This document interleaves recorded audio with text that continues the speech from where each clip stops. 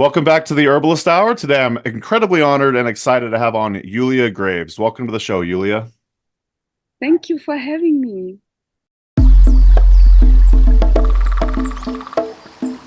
Welcome to the Herbalist Hour.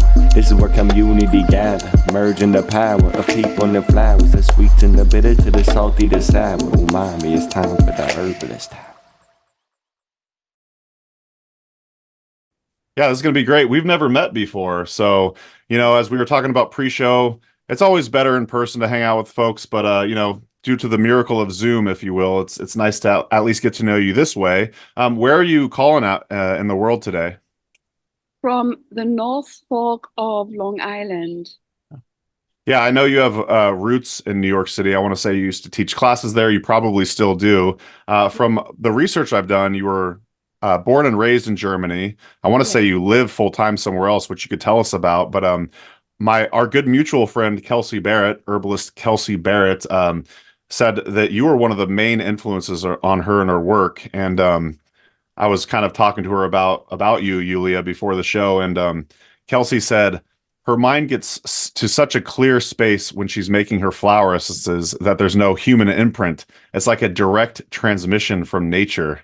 So I was just wondering if maybe we could start off the show, you addressing that or talking about that. Mm-hmm.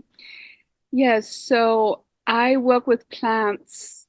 That's my primary work description.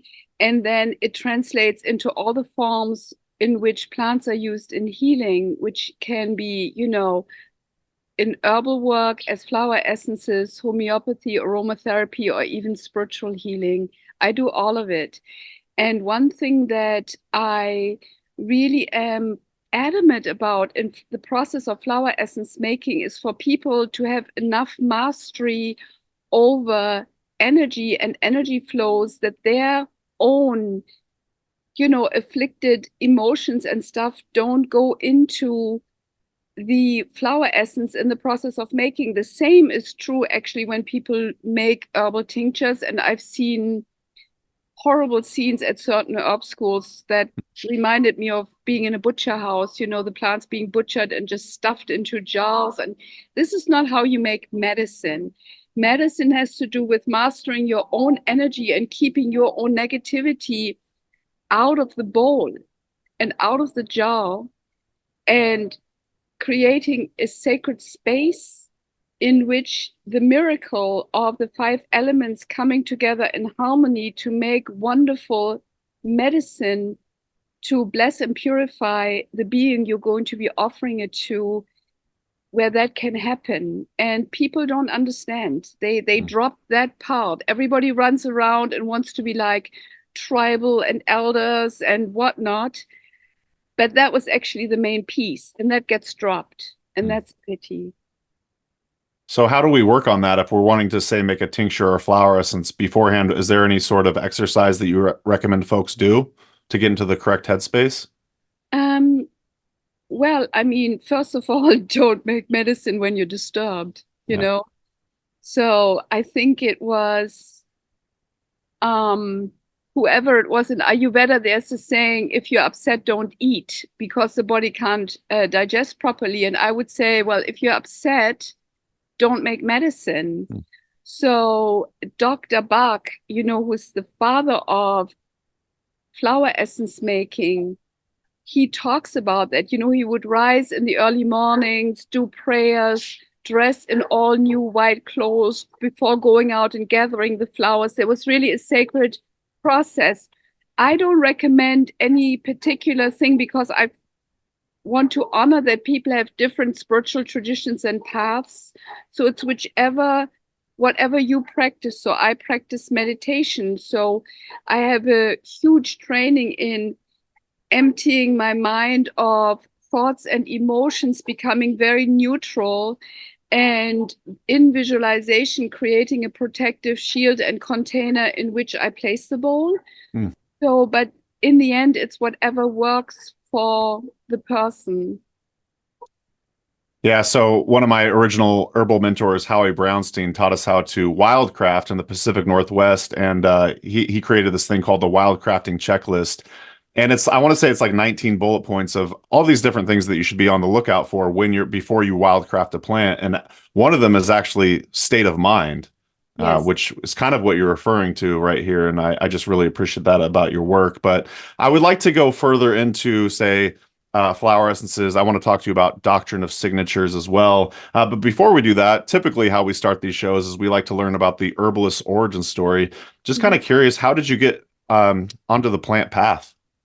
Yeah, so I think it's twofold or maybe threefold. So one is that I do believe I was just born that way because I had a very intense, keen interest in plants when I was a very young child. I was always playing with plants and with flowers and leaves and making, everybody else was in the sandpit making tunnels to make race cars go through, and I'm always picking flowers and decorating everything.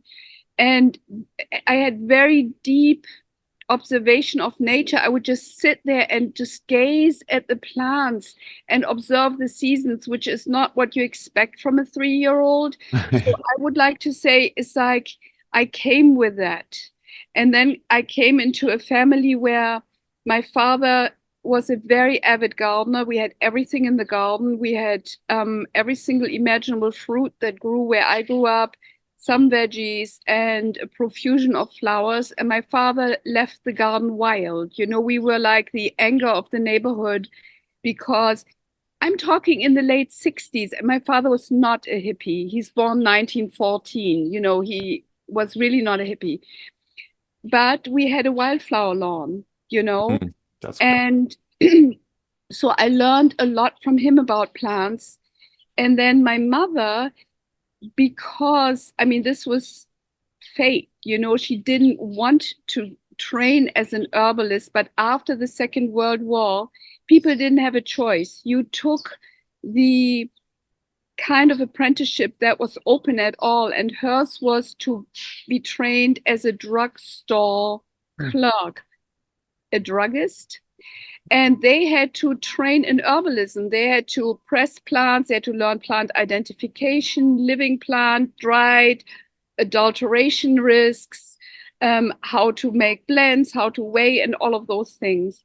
So I like to jokingly say that end of the 60s, in a hippie-free Germany, we were the only kids chewing on licorice sticks because my mom was an herbalist, and the drugstore in our village still had that wall, the shelving with all the little drawers that had the herbs in them that, with a Latin label that you pull out, and you have your dried Iceland moss or whatever in it, and a little scale. And she would take us there when we were sick, to buy the herbs, and they were weighed out, and then we were treated that way. So wow. I have to say my father is an orthopedic surgeon, but he was born so early before all the drugs were around. So he still believed in plants and didn't want to be bothered with childhood diseases anyway. So he let my mom do. And I feel incredibly blessed because I have extremely early memories of being given herbal teas and that feeling them work immediately. So I see a lot of grown-up people intellectually saying, I believe in healing with nature, I want to do it naturally, but you can feel they don't have trust in their hearts. They don't believe in the power of plants, but I do. So I think my plant initiation story is really Iceland moss, which is for very bad, irritable, dry cough. And I remember being something like 3 and coughing my eyeballs out, and I'm already crying and I'm really suffering. And my mom brings me the cold extracted Iceland moss, and I'm sipping it, and I literally feel it go through my body, and I'm relieved. I'm like, oh, I can finally stop coughing. So nobody can ever talk me out of, that plants work. I know they do. And that's how it all originated. And then my mother she's a little bit strange.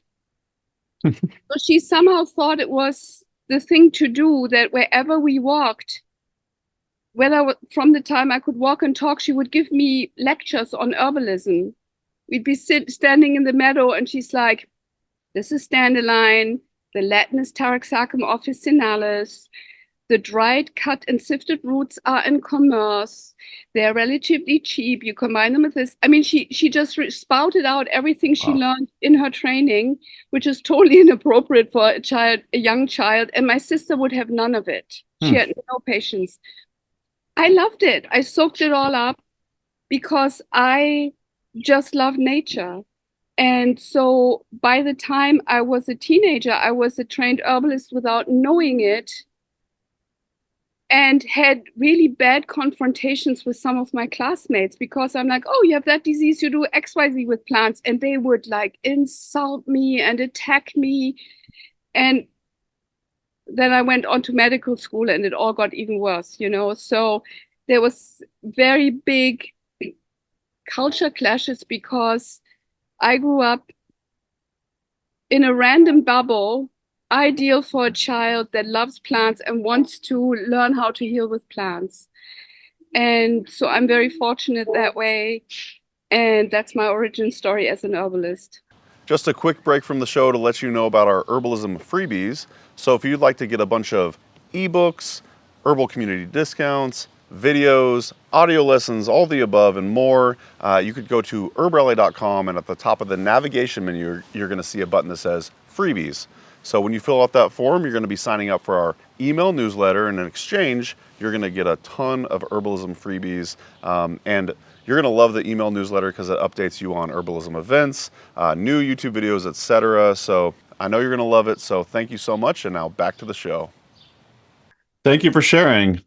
So the picture I'm seeing is, so your mother was a druggist, maybe consider a pharmacist. The store, no? So this is chemist drugstore. Okay. So she had to learn healing plants and chemicals. Gotcha. So, but not pharmacy. So that was separate. I'm just picturing the shop that she worked at. It just sounds like a beautiful herb shop. Yes. That is incredible. What a great childhood. And you know, it's turned you into the person that you are today. And yeah, that's so incredible. I like to ask people who their original herbal mentors have been, and it sounds like it was really your mother. Were there others that taught you? It was really my mother. Yeah. And there's a funny story about pharmacists. So she like taught me, for instance, to use dead nettle flowers, the dried flowers of dead nettle for leucorrhea. I mean, when I was 8, I didn't know what leucorrhea was. I had no understanding. But we sucked the nectar. And then one day I had this great idea. I said to all my playmates, let's collect a lot of these flowers and dry them. My mom says they're super expensive and we'll sell them to the pharmacist. So we did that. We laid them out on newspaper. We dried them. And then we went to the pharmacist to sell them to him. You should have seen the horror in his eyes, you know. And I think in the end, he gave each of us 10 cents. And I knew we were being like really ripped off and that something had gone terribly wrong, you know. So I didn't understand that, you know, can't be wildcrafted and all the rest. But yeah, it was really my mother. And nobody else, no other household did elder juice when you catch a cold and all of those things. So we were the lonely island. So when I was chatting with Kelsey, she was saying that I should bring up the doctrine of signatures. I would like to hear you talk about how that might affect your how you see flower essences in your practice there. But was your mom into the idea of the doctrine of signatures at all? Not at all. No. Okay. You kind of built upon what she taught you, in other words.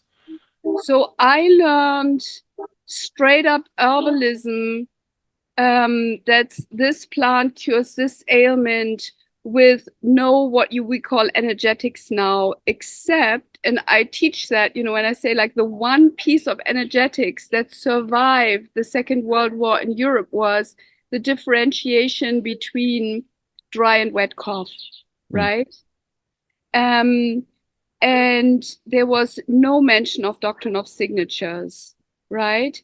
So when I first read typical examples of the doctrine of signatures, I was already a teenager and I was very good at science also at school.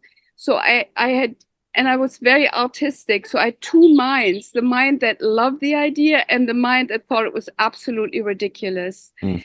And I stayed really split about it for a long time. And it was much later that in my observation with plants, I came to appreciate. However, from early childhood, I had the feeling the plants are trying to talk to me. As I say, I would just sit and gaze, and it became very strong when I was a teenager and a young adult in medical school, that I kept staring at the plants and I literally was standing there thinking, I wish you could talk and I wish I could hear so you could teach me. Mm. And I had this idea that maybe the way the branches are and the plant branches out is almost like, Chinese characters. And if I Sure. could read that language, I would understand. And so that set me on a path to figure out that sign language, which is what I finally did. And so, like, my understanding of the language of plants goes much beyond the doctrine of signatures. So that's kind of one of my life works. And yeah, we can talk about it more if you wish. Absolutely. Well, you mentioned the language of plants. Didn't you write a book called that? Yes, I Why don't wrote a you book. shout that out? Yeah. Right. So yeah,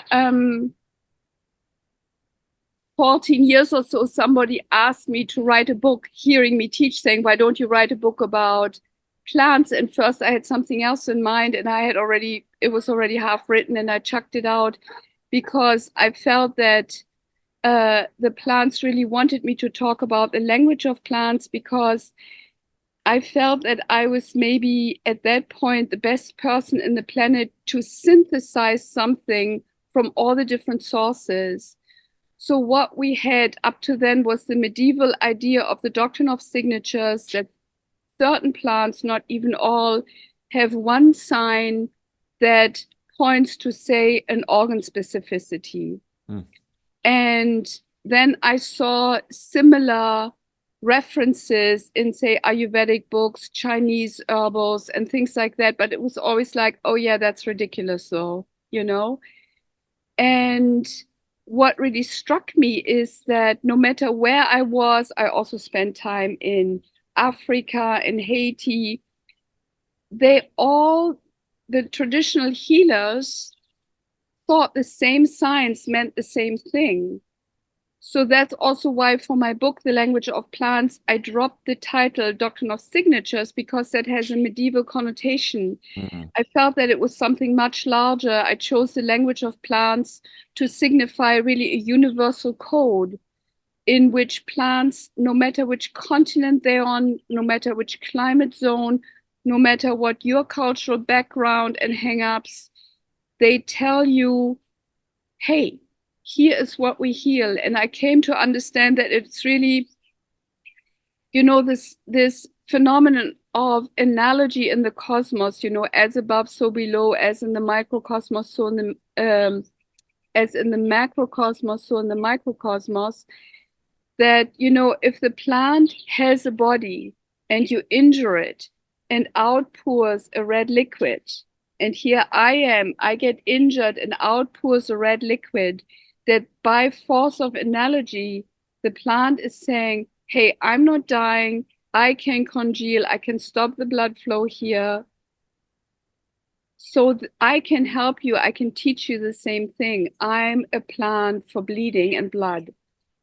And then I put my theory to the test, and I really saw that it holds up anywhere in the world. And I remember Kelsey, you remember Kelsey, when my book first out, she emailed me, she's like, I'm in Fiji, it even works here, So you can take these signs and you can apply it to plants everywhere in the planet. And it really is like a sign language code in which the plants are silently conveying to us what their healing qualities are. That's so beautiful. It kind of reminds me of when I was dabbling with a bunch of different spiritual traditions, religions, etc., trying to find what my belief system was. I feel like there's a lot of overlap between a lot of these different traditions, and it kind of sounds like that's what you discovered with the language of plants as well. Yes, exactly. Beautiful. Well, Yeah.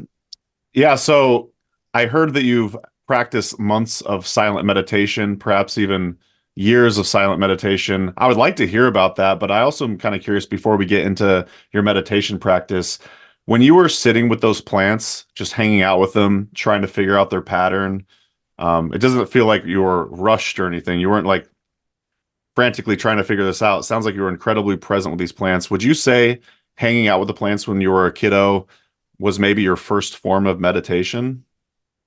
Yes, I really do believe that. And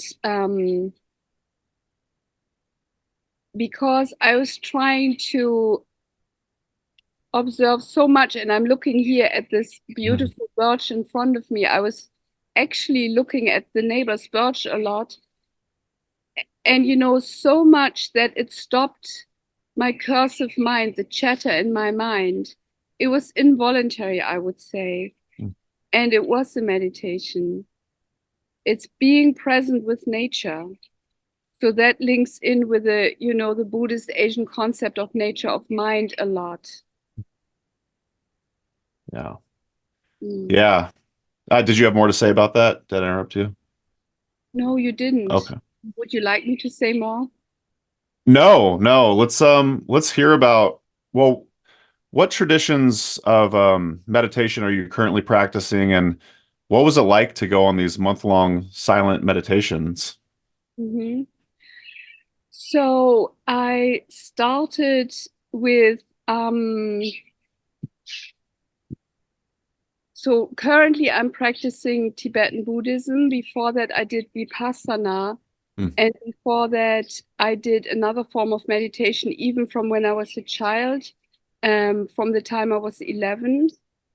Um, Although that was difficult in childhood because I didn't have the kind of proper environment that was good for meditation. So it really took off for me personally as a practice when I left home when I was 18. And I did a lot of group retreats and shorter single retreats, also, say, like in the backwoods in Vermont, you know, almost stepping on the snakes and having to defend my yogurt against the raccoons and stuff like that. So that was wild. Yeah, to say the least. Um, and then the longest retreat I did was 4 years, and it was absolutely lovely. So afterwards, my goddaughter said, "Was that not a little bit like going underwater, you know?" Um, it was really, see, most people think I checked out of the world. It's like going away, but actually it is becoming incredibly present. And I learned so much about nature and plants, not only because I had to grow my own veggies, but because you're slowing down on the inside and you're cutting out everything that's superfluous. For instance, I had never had the leisure before. I didn't even try to observe birds. I suddenly realized which birds eat what, down to which birds in Europe are the ones that eat the thistle seeds, and like the mating dance of the pigeon and stuff like that. And so people, when I came out of retreat, they said, "Oh, finally you're back in the world." But for me, it actually felt like, okay, now I'm getting distracted and leaving the real world. So, and ever since then, I really miss being so present in the analogous world, which is the real world. And since then, this was all before the internet, and now everybody just lives in a digital bubble. And it's incredibly sad for me. And I feel like some kind of crusader for people to not forget that we're actually creatures of nature, and that we must stay in touch with the green friends and the furry friends and all the rest. So I grew up in Oregon, the West Cascades, beautiful out there. And I moved out to Wisconsin, and I do feel like my connection to nature has been somewhat severed. Part of that might be due to the fact that I'm trying to build HerbRally behind a computer, and I'm just in a new environment. I think Wisconsin's absolutely gorgeous. There's so much nature out here. We haven't done a whole lot of exploring yet, but we just started a garden. We're in our second year of our garden on a 0.1 acre lot. But I have to tell you, watching this garden grow and evolve and change and kind of take shape and be what we're really trying to, the environment that we're really trying to create here. Amanda and I just constantly are going outside, like hanging out with the plants, checking them out. And I just feel like this reconnection. And I've never had a garden before. I was more of like a go in the woods type of guy. And having a garden is just amazing because you do get to start to just see the nature that the plant is growing in. And yeah, it's just been incredibly life-changing for me. So I just really appreciate what you're saying, and it's resonating so much. And you're right, we do live in this digital age, and it's so addictive. It's so addictive. And I think this garden is just medicine for our souls. Um, do you recommend anything to folks, like maybe take a day of silent retreat or a week, something maybe that they could just dip their toe in? Because what you're saying just makes total sense to me. Just becoming like you said, you see what food that particular bird is eating, and you just start to pick up on all of these things that are happening around you. I'm just kind of curious if you have any recommendations for folks. Yeah, I mean, try to make times in the day when you're silent. Like, for instance, I try not to talk still now when I get up. If I can, when I'm at home, I try to be silent till lunchtime so I can stay in that very calm mental space. But other than that, just take, say, Saturday afternoon until the evening, until Sunday morning when I get up. I won't talk. I won't listen to the radio. I won't listen to anybody else. I won't watch TV or online. I'll just be silent so that other things that are not language transmitted can speak to me, which is nature, for instance. I love that. And I also, actually, I think it's mandatory for anybody who wants to heal with plants to grow plants. Like, I personally don't use exotic plants because I really feel that if I have never seen the plant, I'm blind. I don't even know what it is that I'm dealing with. I need to see the plant, and it's like I suddenly know their beingness and who they are. I understand their essence, and I can use them. I can match them to the person and their condition. But that's a skill that only comes out of living closely with nature and plants. And if you don't accompany plants through the entire cycle of their lives, and you see how they look as a seed, you know, when they come up and they have the first little two leaves, and then the first set of true leaves comes up for the most part of them, etc., that you will not understand their character and who they really are. And there is nothing like taking the plants as a teacher. And I find that everybody runs around at the herb conferences wanting to be so like tribal and back to nature and all of those things and go native and all of that. But they want to skip that part, but that's what it means. Slowing down, taking the time, doing these endless repetitions, you know? So people just want to do it in a weekend workshop and walk out with mastery. And that doesn't work. And that's not tribal and not native and not indigenous and nothing. It's not even wisdom. So it's just a quick fix, you know? So I really encourage people strongly to be more silent and more slow. Plants are very slow. Yeah. So you have to slow down your inner speed to travel at their speed. You know how, like, if you want to really have a good relationship with children, you have to go down on their knees so your eyes can be at the height of their eyes. So what about slowing down so your inner speed is at the speed of the plants? Yeah. If your inner speed is too fast to watch leaves unfold and change and do their dance, you can forget about understanding plants. Yeah. Yeah, you were mentioning not consuming media when you're sitting with the plants, not talking, just being with yourself, with nature. And it got me thinking, you're probably also not reading books because that would be another form of consuming human language. Yes, at the Um, time, yes. and it kind of reminds me of what I hear a lot of times people say when herbalists say is when I ask them who their mentors have been, a lot of say like the more experienced herbalists usually end up saying, well, really it's the plants that are the teachers. Right. So That's exactly correct. Yeah. yeah. Yeah, and I just have to say, Yulia, just talking to you, sometimes I feel like I have this frenetic energy and I try to really calm myself down.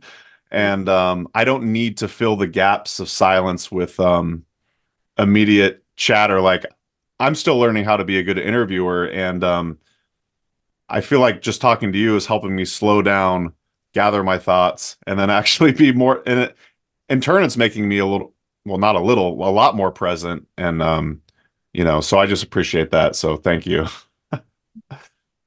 Yeah. Let's talk about your flower essence work. I want to say your company is named Lily Circle.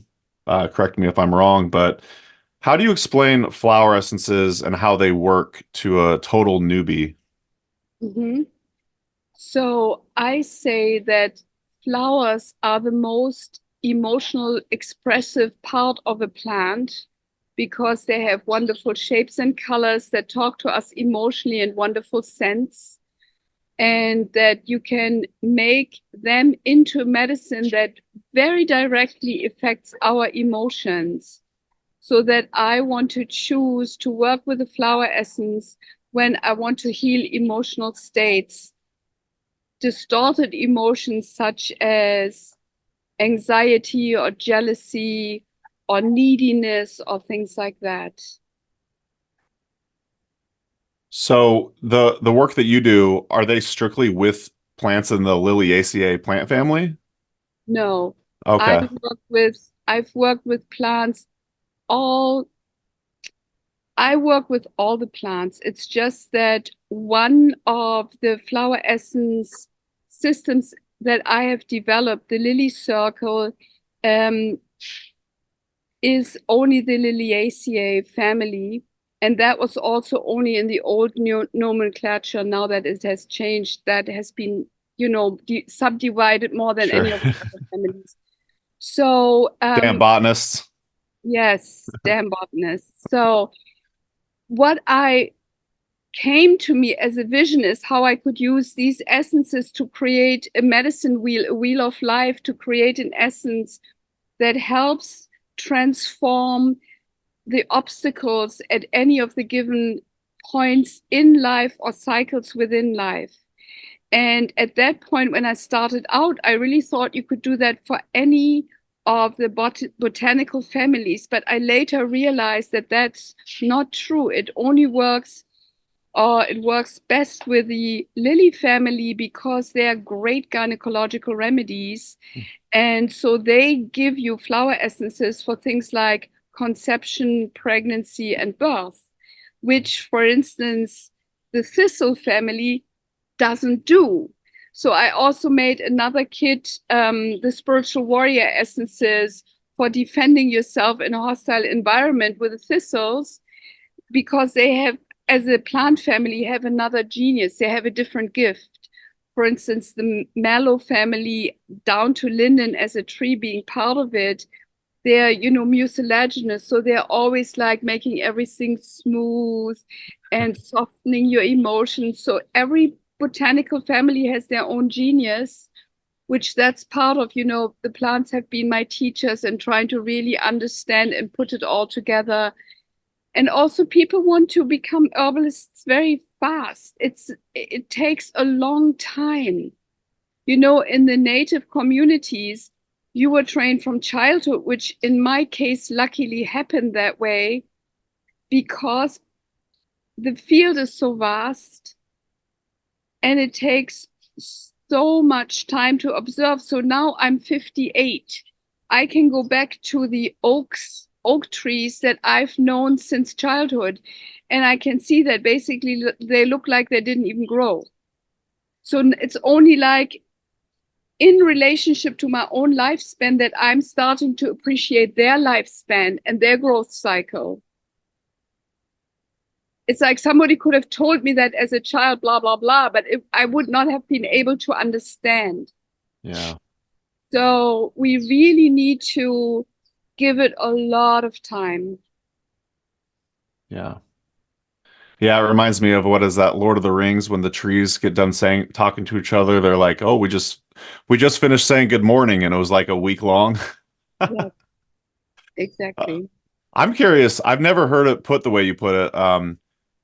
Each plant family has its different characteristics, different genius, and just out of curiosity, like let's say the Rosaceae, what do you think of the Rosaceae's genius or gifts are? Mhm. So first of all, it's one of the biggest family that gives us fruit, right? All the fruit trees from strawberry via apple to cherries, right? So they're really feeding us, even the birds and the animals and the hornets and all of that. But then also all the fruits are like sweet and sour. So they give us a lot of vitamin C, like rose hips, but also they're refreshing and cooling. So they're by and large great energetically cooling, anti-inflammatory type, immune enhancing kind of a family. And then if depending on how the flowers are, when you think into the direction of roses, the roses have this unbelievably refined aroma that is possibly amongst the best in terms of healing the heart. So it's for an overheated, agitated heart and the emotions thereof, right?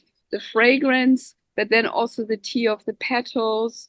It's really, so that's not the only great heart remedy in the rosacea.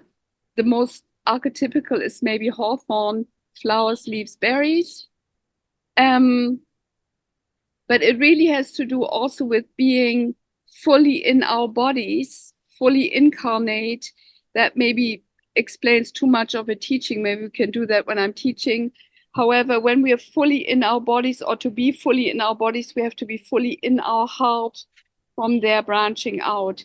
So that really is, for me, the healing genius of the Rosaceae family. Thank you. Yeah, that's fascinating. I would love to hear more. Yeah, when we maybe do a class together. So Kelsey Barrett's come up a lot this episode. She actually recommended me I take St. John's wort tincture. So I've been taking that tonically for at least a year now since she recommended it to me. But I just take a little bit, almost more of like an energetic dose, if you will. And I have got this like pretty lengthy self-care routine, which sounds kind of funny to say it that way, but every day I do this long list of different exercises, etc., to really take care of myself. And I really need it, to take care of my mental state, my spiritual state. I would love to include a flower essence in that self-care routine. And just for me and the listener, is it important to say work with a flower essence practitioner such as yourself to dial in what you need? Is it just like sitting, meditating, being with the plants? How would you recommend someone go about selecting a good flower essence for their self-care? Right. So working with a good flower essence practitioner can be very helpful. There are a lot of people who really don't know. I know a lot of flower essence practitioners, they don't know the flower. They don't know, if you say agrimony, what it even looks like. Then how can you use it? I have no idea. I meet flower essence practitioners, they choose by pendulum. So this is, I don't know that that's the highest. It's not the highest way of doing it. So if you have somebody who's highly skilled, it can be very effective. Or else what may be just as effective is to use your intuition. So what I recommend to people how to bypass the intellect, which may mislead you or trip you up, is to look at the images, the photographs of the different flowers, and look at the one that jumps out most at you. Because in most people, they will feel attracted intuitively to the one that heals them most, that's most relevant for them. So that will look most vibrant, like coming to the foreground to them. At other periods in their life, that very same picture may look like washed out and not even interesting. So there's something in our intuition making it look so great that you just want that flower. And there's nothing wrong about just taking one flower at a time, one flower essence at a time. You don't need 20. Anything above the number of 6 becomes too much anyways. It's too much information. You as an herbalist may have heard herbalists say, a blend, a combination with fewer ingredients is more effective than throwing just more. And it's the same for flower essences. The one that's coming to the foreground for me right now is linden. I suppose there's a linden flower essence. Why not, right? There's got to be. There is. So when I was much younger, I worked for a short time at the beginnings. I worked for Fintorn Flower Essences. They made linden flower essences part of their line. I also made some. When I'm back in Germany, I can send some to you. Amazing. Or you make some, yeah. You mentioned the Malvaceae plant family. Linden's in it, from what I recall. And yeah, I'm drinking some marshmallow infusion right now. But the reason it comes to mind, or one of the reasons I should say, is because I tend to think of my constitution as sometimes I need a lot of an herb to feel it. I've also heard you talk about that as well, about how I don't want to put words in your mouth, but I feel like I want to say you said something like a lot of men have a hard time noticing these things due to social conditioning. But for whatever reason, when I have a linden infusion, there's something about those energetics that I immediately it lightens my mood and lifts me up. And I have to imagine that maybe the linden flower essence would have a similar effect on me, because that's really what I'm feeling anyways, is the energy of the plant. Yes. I mean, sure, there's the mucilage as well, but no, yeah, it just makes me feel really nice. So. Right. And I mean, what you're taking in herbalism is the flower, the linden flower, right? So whenever in herbalism we're working with the flower of the plant, that effect is very close to its preparation as a flower essence, right? Yeah. So that makes total sense. And I want to just tell you the story that in Europe, I don't know that I've ever seen a linden tree in the wild. They're all planted as alley trees, like my village. Every street has linden everywhere. It also has a castle, medieval castle from the time of the knights. And the alleyway there has the biggest, oldest linden I've ever seen. So what happens is when the village is in bloom, the entire village smells like a pot of honey. And it's so sedating and soothing. And it was planted, I have heard, because it calms the village down. It calms conflicts because it has this heart-opening, soothing effect. And I have even heard, this is my favorite linden story, right? That it was planted around psychiatric hospitals and wards, and that it was known that during the time the linden was in bloom, all the, let me just call them inmates, would calm down and stop acting psychotic. That's such a powerful effect to live inside the sphere and vibe of linden. So yeah, it's a very powerful, soothing peace tree. So it was the tree under which the village would gather, to have music, to dance, to have village council. And it's, of course, wonderful to have village council under a linden tree because it has the energy of peace, of opening the heart, of releasing resentment and all of that, as opposed to war council, which was held under an oak tree. Mm, what a story. Thank you for sharing. I've never heard that before. Yeah. That's awesome. Do you mind if we switch gears a little bit, talk more on the, say, spirituality realm? Oh. So first of all, before we get into that, I brought up Kelsey Barrett numerous times. I want to shout out Jody McKee. She's actually the one that kind of set us up for this meeting. So Jody McKee owns Jewel Weed, a beautiful herb shop in Wayzata, Minnesota, which we just visited. We actually just released our interview with her today, actually. So shout out Jody McKee. Also shout out Melanie Moser. You were on the Be Here Now network show several years back, and I listened to that before we did this interview today, and I heard you say Ram Dass, which I loved the book Be Here Now. That was influential in my early hippie days, but Ram Dass suggests, you mentioned this, I want to say, suggests you sample from a spiritual buffet, but then at some point you should choose a path.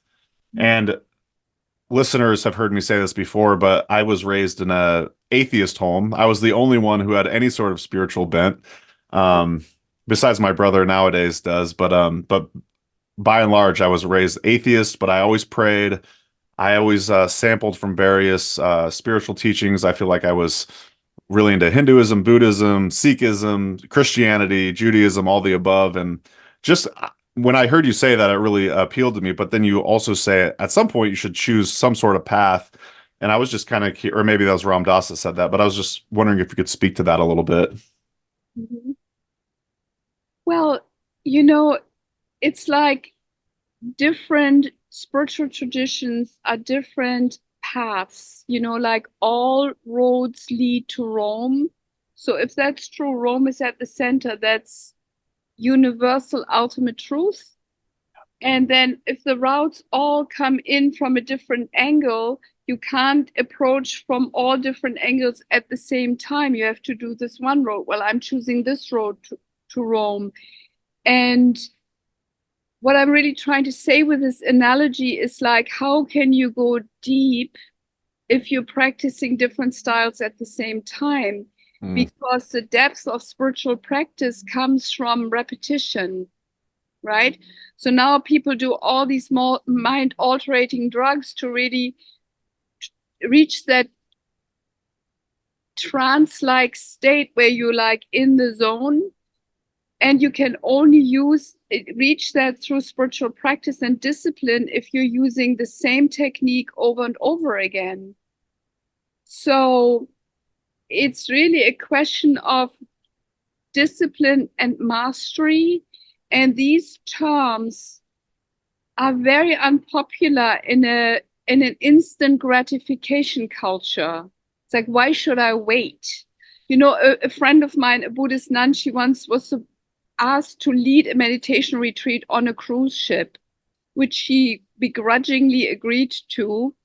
And on the second day, one of the participants said, well, when am I finally going to get enlightened? It's like, well, this is the point. Like,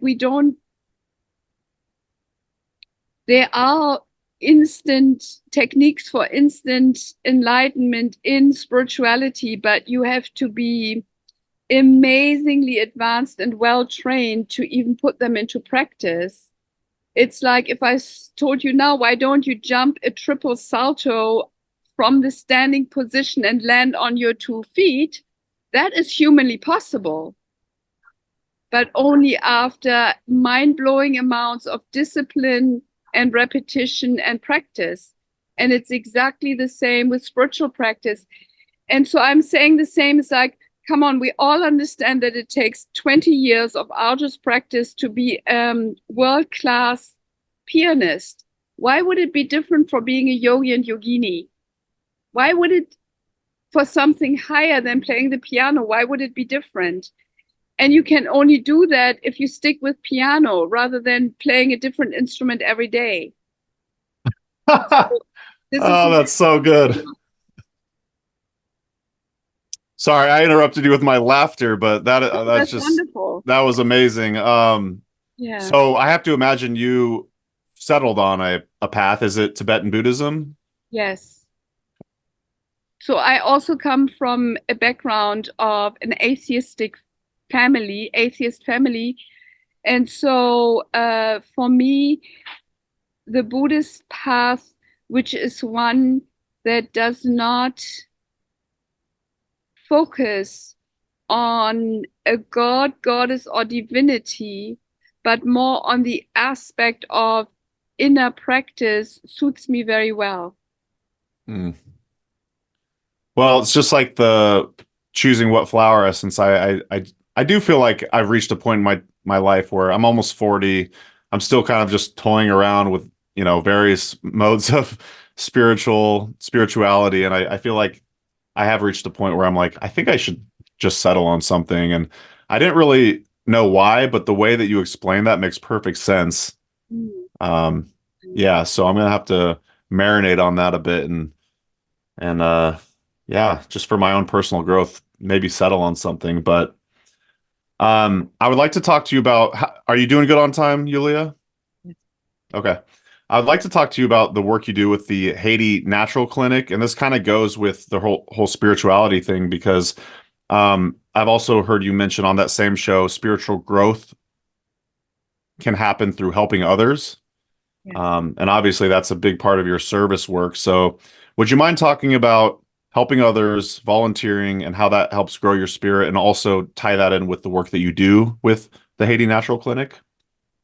Yeah, so I mean, it's very simple to explain how it helps your spiritual growth. So basically, why we are not spiritual is because we have a fat ego. And a fat ego is asking us to be egotistical. And every time you help somebody else, you have to jump over your shadow, reach out and do what's good for them and not for you. So that diminishes ego. And yeah, I guess we could have gone to Haiti and made the whole clinic work there into a big ego show, but yeah, it's about not doing that. But I feel that that's the path of the healer anyway. So you have to ask yourself, am I coming into herbalism to quickly grow my ego out of proportion, enrich myself, tell everybody I'm the greatest, and so on and so forth? Or is this your part of humility and service where the person and their suffering and the plants are what is in the foreground, and you're just the medium through which the work happens, the healing work happens. And this is up to us to discuss that with our integrity. So at the Haiti clinic, so we started the clinic as a walk-in clinic using only natural remedies that is free and accessed by the poor people in Haiti right after the earthquake. So we came there right after the earthquake, and I personally would treat at least 150 people a day. I mean, I don't know how to maintain ego throughout all of that. You're sitting there, you're sweating, you're thirsty, you're exhausted, the mosquitoes are eating you up. All you smell is rotting dead bodies. You can't drink or eat because we didn't even have hand sanitizer, right? So you can't eat because you can't use your hands to touch anything to put in your mouth because you'll be sick. And you go for 6 hours and the line is endless, and you see one person after the other. Try to not spend more than 2 minutes. You have to be super focused. And I mean, anybody who can maintain ego through that, I mean, I think that's almost a feat. I can't. It's like we just had to go with the flow and totally let go into some higher force taking over. And I saw that the people who came with us to help at subsequent missions the ones who were personality based in their approach to working as a healer did very poorly. Because they had to maintain this, like, am I good? Am I doing it right or wrong? And this and that. And the people who can let go into the flow and be with intuition and trust and the higher power, they did really well. We didn't have books to look things up. You just have to trust your intuition to quickly figure out what the person needs, and trust that also by your love and compassion, no matter what you give, there will be an effect. And some people were so amazed that we bothered to came at all. They said, God must have sent you. The whole world has forgotten about us, and you are here. I mean, with us in the dirt, in the ghetto, in the worms, in the cholera, in everything, bothering to hand out some essential oil or whatever. And I feel that just even the fact that we had the compassion and guts to show up at all made a huge difference in how the medicine was received and how the healing occurred. And that is also something that is paramount and so important in spiritual indigenous healing, that I see young herbalists who run around and want to be so tribal really chuck out and pay no attention to. And if you look at the mission statements, we would say in modern language, of indigenous healers, it's always a prayer that amounts to, please, higher forces, spiritual worlds, wherever you are, whoever you are, please take heed of me as I'm standing here. Please bless and support me in my work of trying to find the healing plant and gather it, make medicine, so I can be completely, with my entire life, of service to everybody else. So the prayer is always one of completely surrendering ego. And I think that is incredibly important. And also one of being incredibly generous, making your life the gift to all other creatures that you're trying to heal. And it's in a, for me, shocking contrast to the present, some currents within the herbal scene that trying to make it into an herbal industry with mega profits, and that makes me extremely uncomfortable, and I don't want to be part of it because it's, hello, not indigenous. Wow. So much good stuff there. I mean, I could comment on numerous individual parts, but I feel like I'll kind of just let it be for the listener to kind of interpret how they wish. Are you still involved with the Haiti Natural Clinic? And if so, whether if so or not, if it's still around, it is still around. Okay. Is there a way to support or? Yes. So it's HaitiNaturalClinic.org, and there's a donation button.